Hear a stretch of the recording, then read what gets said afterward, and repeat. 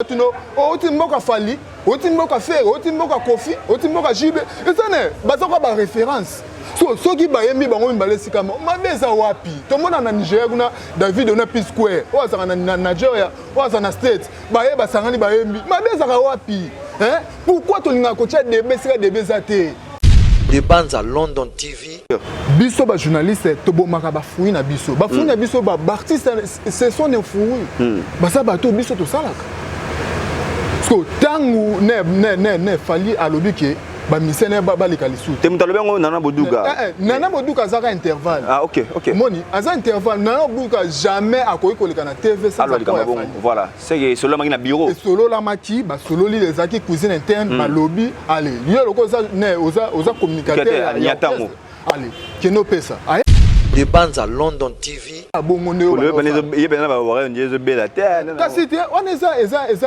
Mais toi qui es on défendre les aigles, mais à Londres on défendre les aigles, on chroniqueur. Il y a changer les faces. Siko ozaki koko défendre nani? Okompe ko sala nini? Pona nini? Ça comme une neutralité surtout ko dépendre na mutali. Obandaki na kinéticité pourquoi? Il faut en être. Au début. Ah, je vais qu'on a tremplin. Ah, tremplin, c'est comme qui m'a dit. Allez, on va changer les chapitres, mesdames. Des bandes à London TV avec des Bruno original. Amis téléspectateurs, bienvenue dans votre émission Totika Place la Culture, dans votre chaîne des bandes à London Télévision. Vous le savez toujours, c'est la voix de votre humble serviteur, M. Mago, l'apôtre de tous eux, les journalistes, autrement dit, Mobali Nzambe, l'homme avec une grande H. Déjà merci, Nzambo Apesi Biso Makasi Makoki, il y a vraiment le sous mois de novembre, il y a le lot Apesi Nzambe Nabiso. Merci Mingi Pina, représentant encore M. Sester, qu'on doit Nabandeko, va perdre, va être cher, Nabango Bandeko, va côté, mois de novembre, en tout cas. Bonne chance Nabino. Lelo, toko solo la masolo et la culture et mettre taper mingi la musique déjà lobby les 14 donc toujours jouer Nzembo donc la chanson ensemble ya artiste basangani rumba forever automoni artiste belé basangani pona koyemba et puis to pesi merci mingi na idée ya ndeko na biso papa na biso Amadou Diaby pona idée mais nakati ya masolo rumba forever le roi mboko na biso musique etambo dans la polémique ba beta masolo ya il faut pas na faire rigola est-ce que bayemba qui est sika moko bayembi est-ce que tu as un peu bima toroyoka bakoulé ni même na kati nzembo wana et puis torosola muke masolo il y a le 25 novembre il y a artiste fallait pour robeta na kuna na yo arena na moni ba combattre badaki baza mobiliser baza motiver et pour na ko luka moyen il y a ko déclarer tout pour na ko empêcher nto le ba concert ba artiste ba on peut en quelque sorte ba on peut en quelque sorte ba déclarer ba drona bango puis torosola muke maloba ya ndona biso na boduka ke soki ba artiste ya effectivement ba komaki na poto ba boyi ba leka na ba émission à poto parce que jour ba yaka mongola liboso ba chroniqueur au mingi ba sa ba émission niveau les banda ba négligera ba boya ko ya bango ba yona ke ba ya bango te ya moni bango yango moni artiste alingi souté ba musicien na ye ba sala ba émission ba chaîne o ya ba tendance et puis de l'autre aigle la ligne sur polémique te nan de konaye faire gona ndenge bat bazolo bayango tura torosola nande ko Diego na émission de la tout ngam magoso na mbi mutu seka na mbi mutu alobaka bien c'est un jeune comme moi baba leko ba simana msana biso mais quand même na pesier opportunité parce que alobaka bien merci na Bob na prise de vie merci na double viseur na assistance na masananga yani qui aura produit viseur merci na de Bruno donc na pesier mbote lumière ya Londres en tout cas DML TV Makambu ya Jili Castello alors Bob soko fond la biso déjà caméra na pesa ndeko nanga Diego azape analyste en même temps journaliste, il y a dans ma politique, mais avec ta formation musique, Diego, bonjour. Bonjour, na bande ko balandi o bazolanda biso ba abonné à des bandes à télévision, tout ce que la mingi tant bo inviter la biso na ba plateau, ça la bien, tout à conformer ba tout à clair, pour éclaircir public o balanda biso ba o ba pesa confiance na biso tout à conformer ba ngo. Yango tout le temps bo benga biso to hésiter rater, to yaka toujours pour na informer ba to baza o bazanga information, mais ça na biso ba journaliste les a ko informer. Non critique, non benji mais ils ont information. Dans autant où info et tant où invité dans le plateau na yo na kufanda pour la nini. Plateau munene pe boy au plateau ya makabatu belé eza encore honneur ko ya manga na plateau o yango na pesi bango mbote nini. Alors Diego na kolinga batba yebana sana nani okoki se présenter Diego azana nani na mwa mukuse. Diego azana ka simple mutume naza journaliste tangi moi classe na ngai na journalisme ti ndenge ezalaka kimibali na silisi pe classe lelo toza ko exercer mosala to sali mwa mingi yango lelo pe moi considération ekoma ke na plateau na yo na plateau na yo oza journaliste mokete tango bengi mutu na plateau na yo eza c'est kaza mokete voilà yango wana Diego aza journaliste asalaka ba analyse na ye ezala politique ezala culturel ba analyse ebele tozaka toujours wana pour mosala na biso ezali ko informer mais la mona ko mingi au traînera mingi na ba politicien ozaka trop proche ya ba politicien mais ele on est motivé le romo ça ba émission ya musique te ko biso toza ba journaliste omoni biso toza ba journaliste azaka na tendance te journaliste aza mutu moko il faut ne embrasser ba métier et ba métier nyonso en même temps na roza lelo na ba politicien lelo pe na kotika ba na tiki bango te eza juste o inviter en émission na komi ko ya pe na komi ko intéresser na musique parce que na mona ba bonne chose ça ne bazo réfléchir bien na kati ya musique basali parce que musique ya kala to bana ko kanisa va bata maboma lelo musique échangea et comme appelle moi réflexion tali moi test oki moi réflexion yango wana to koma ko intéresser na zanga monte to zana ba ninga musu ba journaliste politique mais ba koma ko s'intéresser pe na musique eza mabete ko valoriser mi culture na biso eza mabete soki toye ko lobela culture eza mabete ezaka côté kamboka parce que na culture ezo représenter des gens mboka mobile ba artiste moko na ba kenda basala ka fierté ya Congo non fierté ya bango moko pe ya ba famille na bango te fierté ya ba congolais tous les provinces ba mise ba kina ko représenter biso tangu toya ko lobela ba mabeza voilà mais obi ki ezala moins difficile na difficulté na mona muto asara ba émission musique aken na politique ba ko compter mais moi na mingi ba ta politique ba na musique pourquoi bo santara nini ça la bino comment ndeko na ngai ezani ke na musique eza na bato mususu to benga ba journaliste mais ba journaliste na musique voilà mais na politique pour nano beta politique faut eba OK faut na moins notion d'accord omoni ezaka te olamuki la nga journaliste na politique autour na question nini o solo la nini dans la musique le wada ngo full musique eza poulaye muto ala la muki mutaba no sa théâtre lobe la muki abia nga l'autre akomi pe akompe ko sa émission ale émission na ya ben jeu ben silt yango mona ba te belé ba s'intéresser na musique minité parce que musique eza na ba anti valeur voilà alors Diego to sola masolo eza ya mutuya alors lelo na landi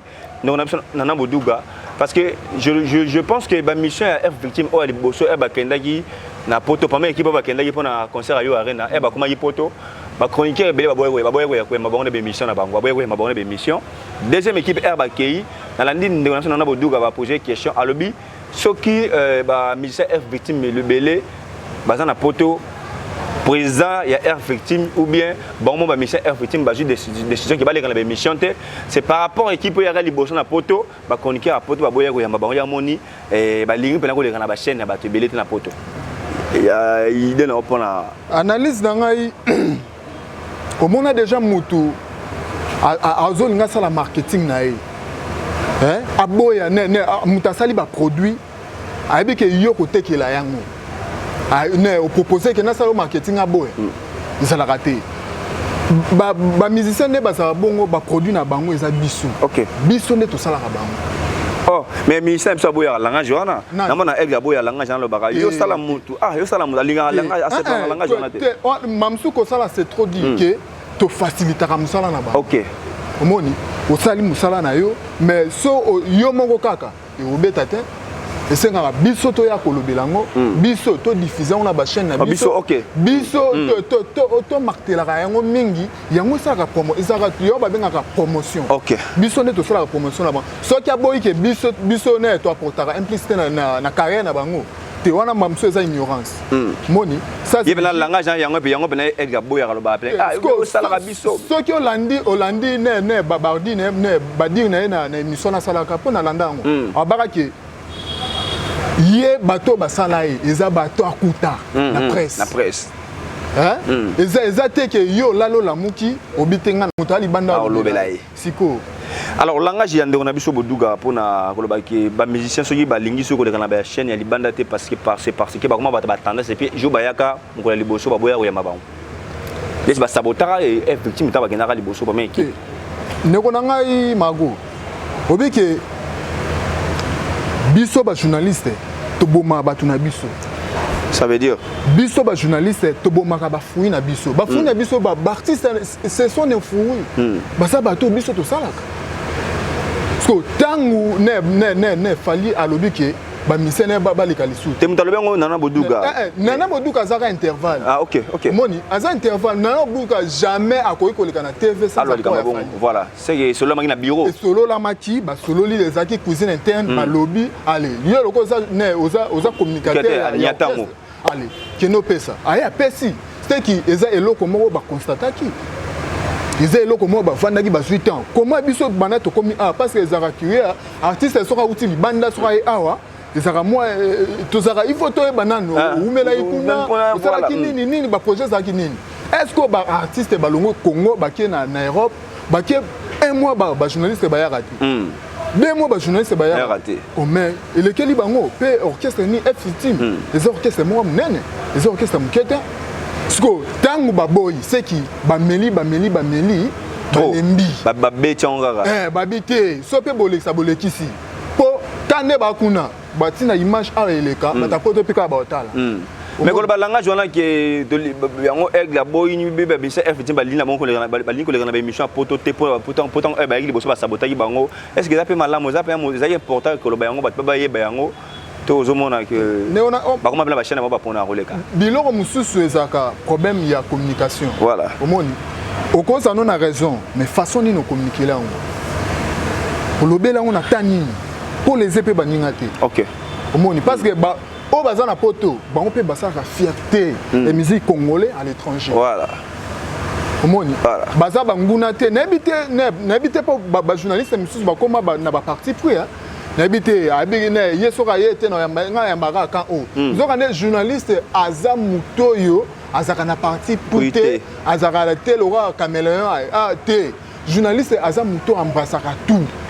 yo ye akoyamba yo aye ko sala musala aye polémique te il vient juste pour travailler voilà moni parce que tangu yo ne il faut oyamba mutu oboyi ne batu baye ne sika na bino eteke bakobabi ke communauté congolaise eza représentée na Cointel que basale la biso musala basa na Cointel boyebi pe ke bakomi bobo pourquoi Diego nalandi on a biso migeniema on ira apparemment le mikolo courant le bien na ba warrior nena on on yemi migeniema ana courant malamu na ba bato ba défendra aigle ba fanatique ya aigle migi alobi lelo ba chroniqueur ba bimana ba tendance babimana ba tendance batiko zala so batiko zala muta aigle batiko zala muta faire tout consort yene ngaza bongo lelo afuna droit ya kusala RRT c'est parce que à cette entreprise naé azana posa ba nso ba le grande chaîne naé mais apparemment ndere migene ba mission minga RFT balinga suko le kapa migete mais tango yoki yango betango mutali yango ozali likamo ko lo par rapport à makambo. Premièrement, pourquoi le bibongo? Faut qu'on y ait pas.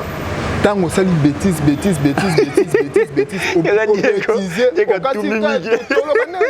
on bêtisait,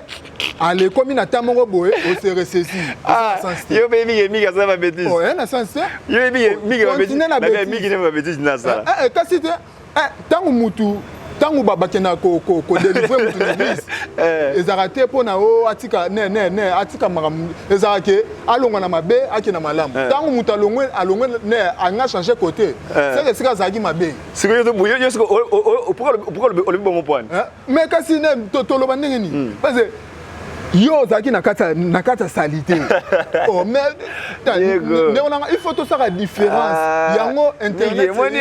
Internet est passé kangayo Internet et na buzo banande au moins muko balongola ba internet muko ba supprimer mukolo YouTube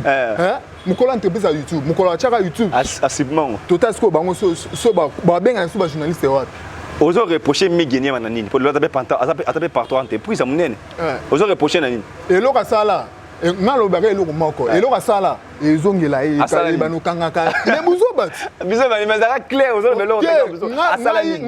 mais maman diffamation ça te donne la vérité il faut pas le bras sur la vérité non la vérité mais on a ne to sangisaka na bitabe polo na bien te faut to sara différence na oya te pona na finga batu po na critique ça bien mais c'est comme soko au critiquer muto amona ko fingi parce que ya sala nini na ba pourquoi aucun ami gebo ye moko ayebi omoni conscience amutete ya mutu makasi de migaza azana droit pesa ba de leçon na droit pesa leçon ndenge nini yo opesa na leçon ndenge nini zano leçon na ne uta wapi leçon oui mon gars ba bodo mais bazon sokare yo pesa nga boyo ota oyo sala mais o lo besuni o moteke papa vandara esiko zalaki ko changer te zalaka nungoza eza di côté différence te que on a commis DG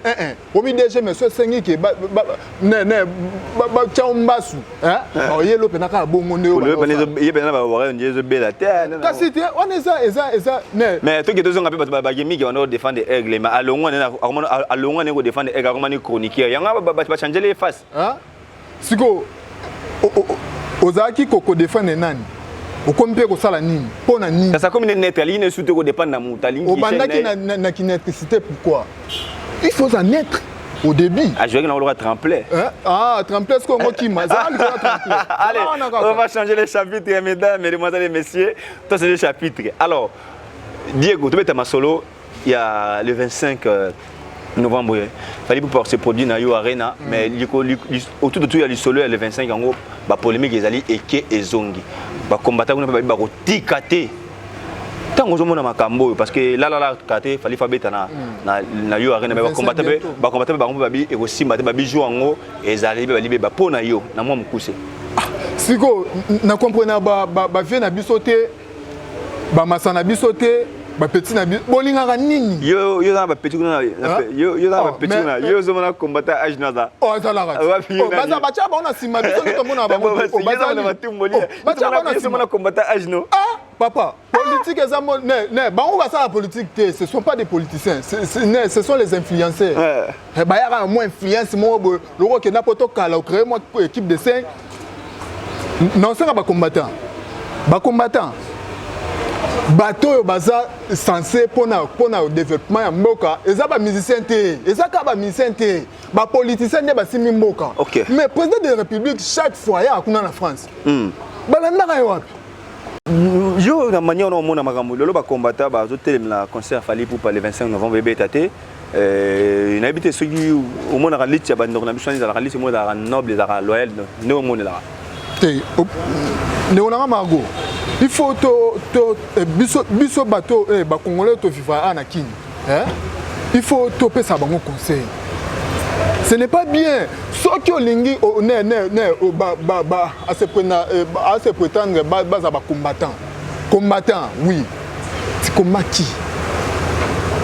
pour combattre nani parce que moko ba basimbi ngo ba yebani c'est président de la République ba premier ministre ba député na ba ministre parce que yo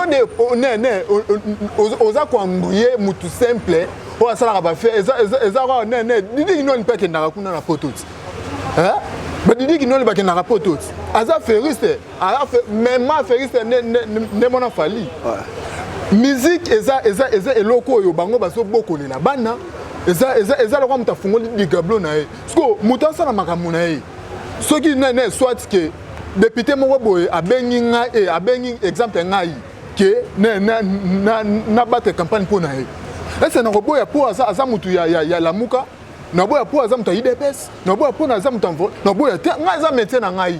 non ça musala mais yo le bien que ba combattant bato ba ko bundisa eza ba politicien mais pourquoi ba simba ba artiste monsieur pour artiste ba figure mo influence ba dali ba leader l'opinion ba to pepe yo ka ba to pari ba combattant ba peke ba imela bato ba lire ya mboka ba faire souffrir population mais oui mais ça personne on a ce ko ba une réflexion na bango za ba ça veut dire oui ça na c'est makas parce que bato baza censé que babundisaka eza ba konza mboka tolongola ba misena makambo yo de misako sane to ça pendant les musiciens babundisa pe ba professeur batangisaka ne batangisa pe bana bakonzi babundisa bango professeur aye poto bo beti bobite oya te parce que yo tangisa bana bakonzana o babo mamboka ça la ngote pourquoi ba musicien si go lelo tozo beta masola le 25 est-ce que concert à Aigle robeta ma pour combattre est-ce que la te nini est-ce la non te pourquoi au moni to vanda awa ne maramole kara awa bango ba na poto balana ne ba alanda ngona na réseaux sociaux mais ba bi pena information réalité pour so ba yebaka mais bango ba déranger ba musicien te ba musicien ba sa fierté mboka alongwa na Europe qui Amérique alongwa Amérique qui Asie azongi Afrique comment parce que tangu ba ke na Amérique bala na ba pe kuna na Amérique na faire azan na Amérique bo ba combattre bo combattre bon qu'est-ce qu'en Amérique te pour ce qu'en Europe pourquoi ba ça limité ne pas pousser sous effort ba ça sous effort makasi ba luka bato ba o ba za foko ba point foko ya mboka c'est président de la République au moins bato pena ba combattre ba robeta hein Fatih Beto président na biso aki pena na aki soit Belgique et pas Viana ça Viana za na ngota akombo na été aki pena kuna na Bruxelles ale Viana ya bete libanga total est-ce que soit suka ta kalelo film matame koi na rolinga to za pena ba leader ba opinion ya solo yo tango mona ka lit ya ba combattant lit na bango tango tala razala pena clair parce que si c'était vraiment le cas que bandonga ba bunaka contre vision de contre mabela mboka bata ba tout monde ba art ba ça ba art barbarie faki déjà tam susu tout monde ba zonga mais pourquoi à chaque fois ba événement ba empêcher mais ba ça pas à l'aise et puis ba ça rappelle pour ba bato ba bunda pour la mboka te omoni mundele aza mutu moko oyo aza bien instruit omoni mundele okosala makambo na yo otala yo oninga yeba kire asala nini tina suka mundele aza brutalité une lora biso so sali maman omona maman mundele azwaka mutu avec le temps ozoboma azotika ozoboma mukolo ya azyo maman ke omo ba komatana ba kanga ba maman ba nyonso ba boki ba na ebali pourquoi je le mais kasi munela otela mambo est-ce que mambo so bozo yeba mama kambu ba kombata ba sala tala neti ne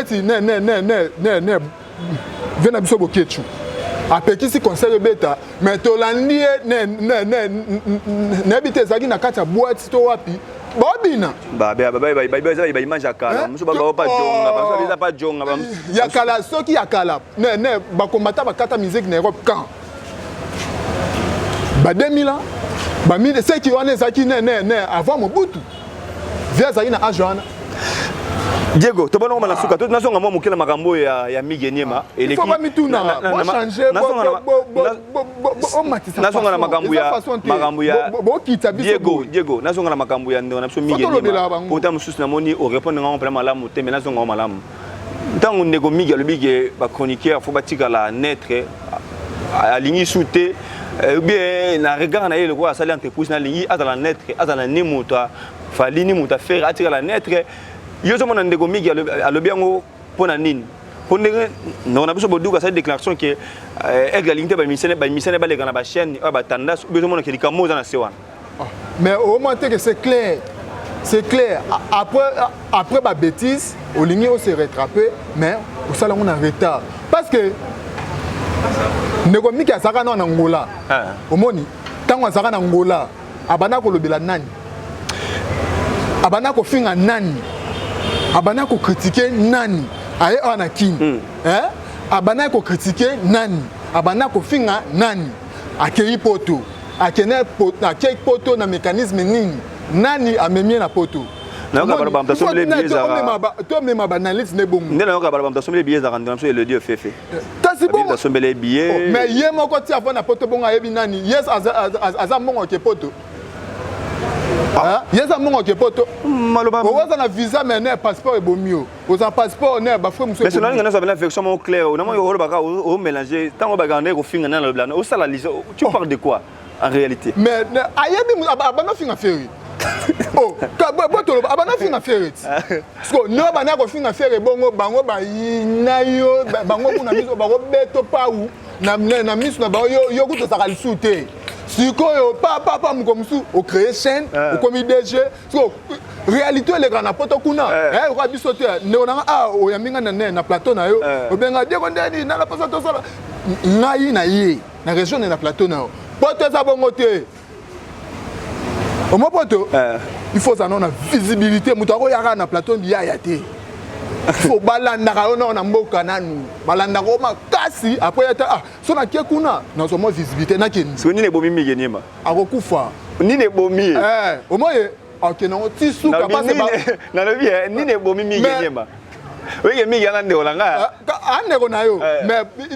azande ko na mais conseiller a été a changé quand pourquoi azaki pas Fally et pas Aigle donc ba foutre les billets Aigle foutelier billet nanu azana na billet te ya olonga ngola ti ah Aigle foutelier ayeso ayesu tata kolonga ngola ti kino na billet te alongwe awa ti esika za kuna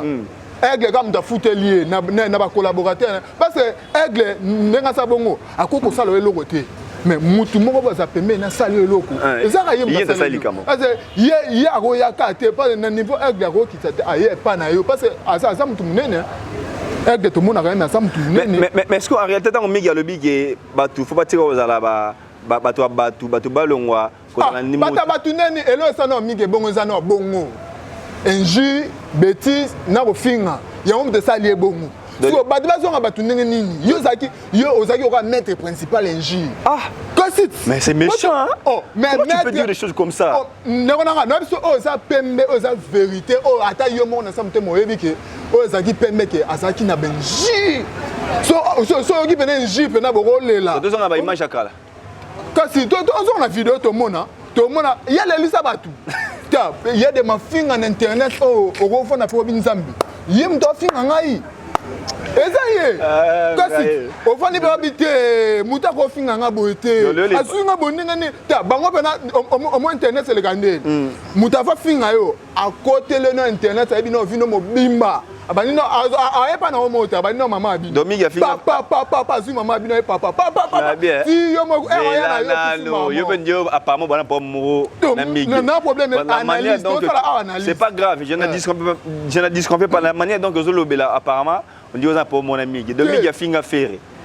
migi bata foutre les billets bata F victime a comme na poto kuna réalité poto aller et c'est que face à la changer quand pourquoi bato poto pe kuna ba ebi ozana na kantel ba ya bobote mugomo bala mukira bo o to samusa na biso bien to te zaka bongo siko en réalité nenga ba mission F victime ba ke poto bon ceux ko le na émission fa ba le kapana et pas na été ah et pas na lisuite nabi na réalité nenge zaka nenge to yebela ka ya zaka na ngola ayeki nenga ke kuna ndeba mission ba ke poto bongo ata ba ke na kananga ya France ya salana parce que yende mutaza ko loka molobeli porte ne momemi maloba ya Fally zana lelo asuki wa soni ne sali ke ba na ba ndeko wa ba sundola ba tika mais kasi eza ye moko alingi ozu sangisi na sika moko esimba te mutu faut ça naître mutu faut ça poser na vie que ne non ça l'objectif et ça boule yo mo bebi so objectif est-ce que vous comprenez question nga ni sali ke ba ndeko na biso everything ba kipe sous de ba tika kasi te aza ko finga partout siko alingi ni nenga komi DG bongo pona poto pe zakake ne kuna ezanga na kante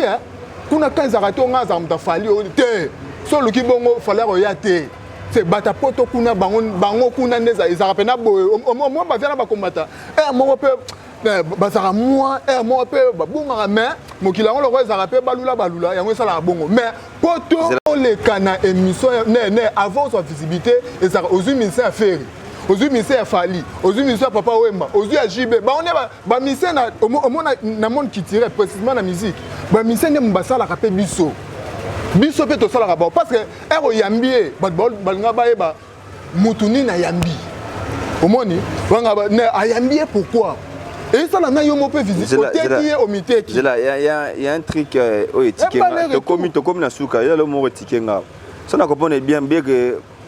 migi en réalité dans nengaza bongo eloko bomi pas comme ya ba mission wenge armé ba mission ka c'est eloko bomi ya ngwana botolo banini ya réalité ya ba mission F victime ba boy suko le kapana ye bango ba warriors ko ba ngara so lingi bango zana bango pona mincho azaki moto faga sabe mission ba mission su bata kuna na banana ba buka banga ba wana mais ya ngasa na wana makasi ko le kanana anga pesé makasi parce que tangu bango ba finga na ngola banana ba sono bilo mo classique ba beta non classique est-ce que ne ba quitter banana ba côté comme bango aller yep vu que aso ta asa mbrouillé bon to si c'est Michel non c'est bon to si donc mi gene mazana leçon on peut ça va tout pour moi attends mukete ko démarrer na ndemoko to si c'est mission allez to si rumba forever o esangisi ba tebele question mo rapide ka poto chité et obima lobby oyo qui déjà il na yo ba polémique qui départ de te faire na fali ba ozelane ba oyo ne ba oyemba oyo qui bande on a biso ba congolais na obasara na obasara libanda sko elo no et ça là que fali na faire ba beba nisaka nini po bango mibale no ba ya boite ke ngali ngaka ete na on a tika ko kangote ezani biso ba fanatique na biso ba journaliste ba koni fuati to le kana TV biloba yango ne rumba fort faire ezelo komoko ba congolais ba zela depuis netinga nazara fanatique ya faire été ya falite nga sala ba analyse na linga bango mibale ba artiste mboka na ngai ba sa fierté bango ba sala nga pe na kati na keli baba tuno o timboka fali o timboka faire o timboka kofi o timboka jibe ezane ba sa ba référence so qui bayembi bango mibale sikamo mabeza wapi to mona na Nigeria kuna David on a P Square o sa na Nigeria o sa na state baye ba sangani bayembi mabeza ka wapi pourquoi to linga ko tia debe sika debe zate pourquoi on to bimisaka noki nesika na kati église noki bimakaka ezalaka te lelo ba congolais nyonso bazelaka ke bango mibale ne longola forever bango mibale na studio bayembi o ngai nana obeda muninga omoni qu'est-ce que ya madi bien ya mungonga ka kasi eni malobi tu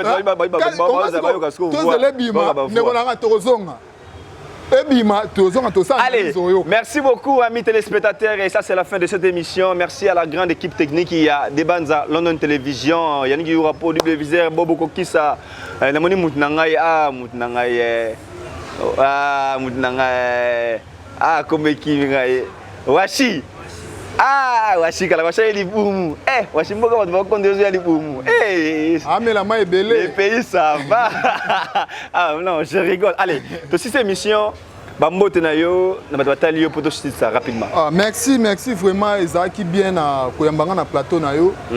Ça linga plaisir juste to lobika ba vérité to fingité ngana linga mingi ainsi de cité. Linga mingi ko éclairci. Na éclairci ndenge na lobby na bité total ce qu'on ndenge bango ba juger. Mais ngai nga di moins na lobika vérité. Donc bongo na bambote na nga na muto azopesa nga bana mibale mère double Deborah Ilenda na linga ka mingi wana penda ya ngai na famille mère double Deborah Ilenda na famille Ilenda mobima na moni José Ilenda na moni mama na nga moko Beloti Balenge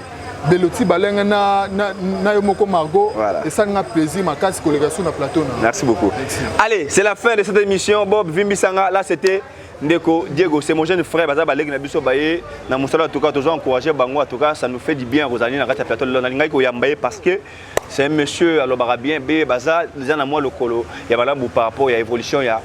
chronique na biso. To pesi merci na maso bato batali biso émission le en tout cas TV Eza Ngonga. To kutani mokolo mususu na kati ya même adresse de Banza London Télévision. Allez. Au revoir. De Banza London TV avec des Bruno original.